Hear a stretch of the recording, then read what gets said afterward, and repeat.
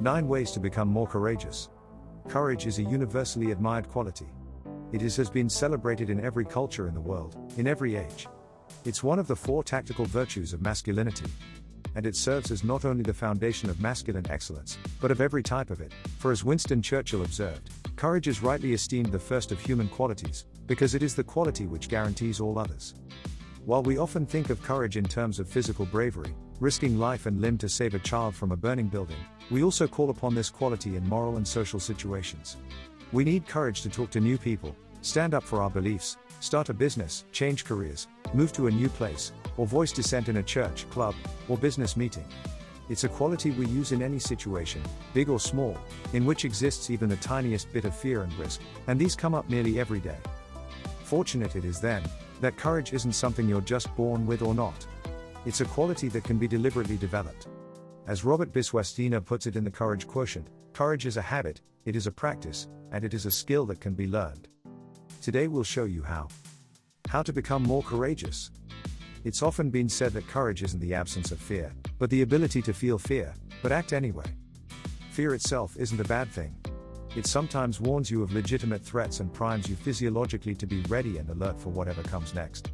As Biswas puts it, the very experience of fear itself is the tip-off moment, the signal that a possibility for action is opening up and so a choice needs to be made. Fear is the first step towards courage. It can be the catapult that launches us forward into heroic actions, both large and small. Fear awakens us to the fact that an opportunity has arrived. Fear only becomes a problem when it isn't proportional to the actual risk and/or it hinders you from doing something that is right or will be for your betterment. While it's true that courage isn't the absence of fear, your ability to act in its presence is very much contingent on your ability to suppress and control this emotion. The lower and less paralyzing your fear is, the more able you'll be to step through it to take action. The skill of courage thus consists largely in developing your capacity to manage your fear. Here are some time-tested and research-backed ways to do that. 1. Do reconnaissance to remove aspects of the unknown. The less we know about something, the more we inflate our risk assessment of it. Uncertainty breeds fear. To reduce uncertainty, and thus diminish your nerves, do as much reconnaissance as you can into an event/situation you'll be walking into. Gather as much information as possible. Do a dry run. For example, if you've got a job interview coming up, drive over to where it will be held the day before, so you know how to get there, how long the drive will take, and where to park. Do some research on the company, and on the interviewer too, if possible. Figure out how current employees dress, watch them leave the office at the end of the day if needed, so you can gauge how to dress yourself. Or if you're nervous about a public speaking event you've got coming up, visit the classroom or auditorium in which you'll give the speech beforehand. Stand on the stage to envision what it will be like to give your address. Things are less scary, the more you know what to expect. 2. Use relaxation techniques. A little fear amps you up. Too much shuts you down. To reduce your fear to manageable levels and keep your physiological response in check, use various relaxation techniques. These can include tensing and relaxing all the parts of your body, tactical breathing, and meditation. 3. Get skilled. You've likely heard of the bystander effect, the well-documented phenomenon in which people are less likely to render aid or address a wrongdoing when they're in a crowd, than when they're by themselves. Research has found that part of the reason for this effect is that folks figure someone else will step in to help, someone who's more qualified than they are to do so. People may want to help, but don't know how. Conversely, and not so surprisingly, research also shows that bystanders who feel competent are more likely to come to the aid of others. Given the diversity of scenarios that involve risk and danger, it pays to develop a wide range of skills, from self-defense and first aid, to automotive repair and the ability to speak a foreign language. The greater your degree of savoir-faire, the knowledge of what to do in any situation, the braver a man you'll be. 4. Buddy up. Though the power of being in a group context is usually thought of in a negative way, people using the anonymity of the crowd to hide or give in to their worst impulses, it also works the other way around too. The presence of friends and family can increase your willingness to act in positive directions. Loved ones provide accountability.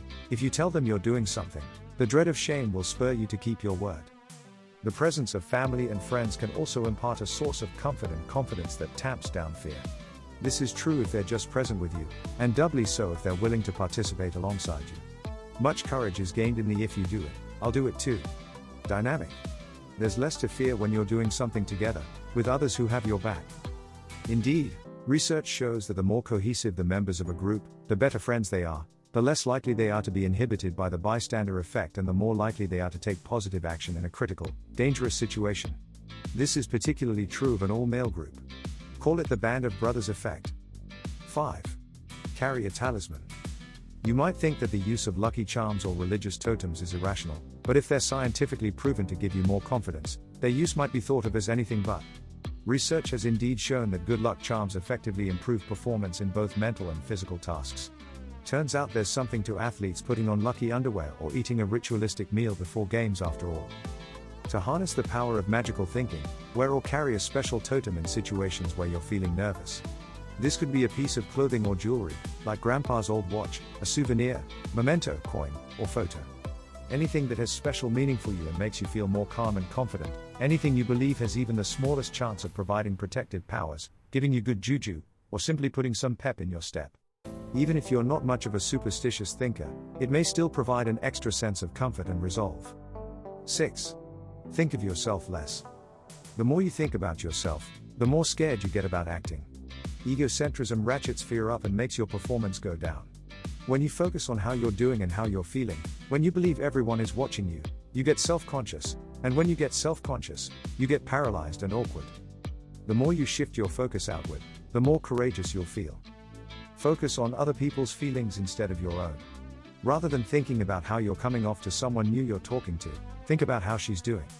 Is she having a good time? What can you do to put her at ease?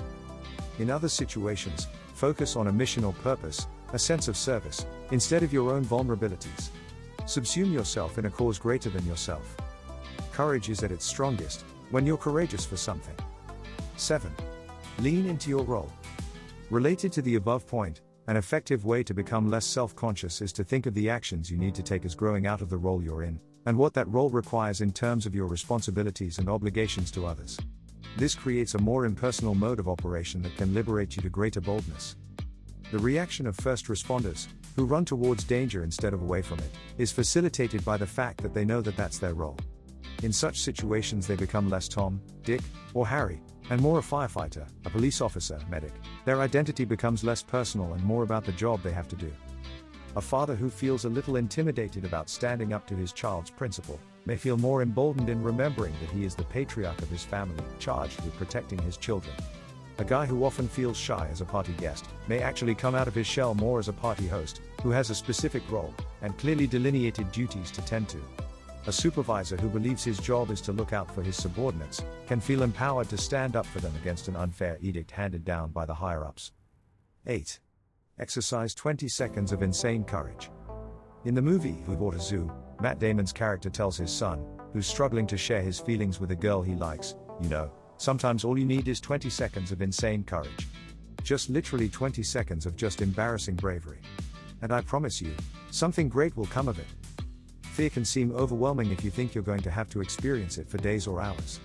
But everyone can face their fear for just 20 seconds. Or even less. Oftentimes, you just have to take one simple action, knock down the first domino, and that sets the whole course of things in motion. The die is cast. You force your own hand, you burn the bridge behind you, you have no choice but to engage with what follows next. All you need is a single moment of crazy courage to press send on a text apologizing to an old friend, or to dial a number to ask a contact about a job opportunity, or to confess your feelings to a long-standing crush. And that can literally be all it takes to change the entire contour of your life. 9. Do something scary once a week. Courage is well thought of as a muscle that needs regular training to be kept strong. You can't expect never to exercise your bravery, and then somehow be able to call upon it in an emergency. It has to be kept in shape through small choices, for you to be able to employ it in the service of big ones. You can keep your courage strong by challenging yourself to do one small thing each week that requires a bit of fear and risk, anything that makes you a little nervous. This could mean eating at a restaurant that intimidates you, like a very authentic Chinese place where you're not familiar with the dishes and the employees don't speak much English, talking to a stranger, negotiating the price of something, even your morning coffee, visiting a house of worship you've never been to before, inviting people over for dinner, etc.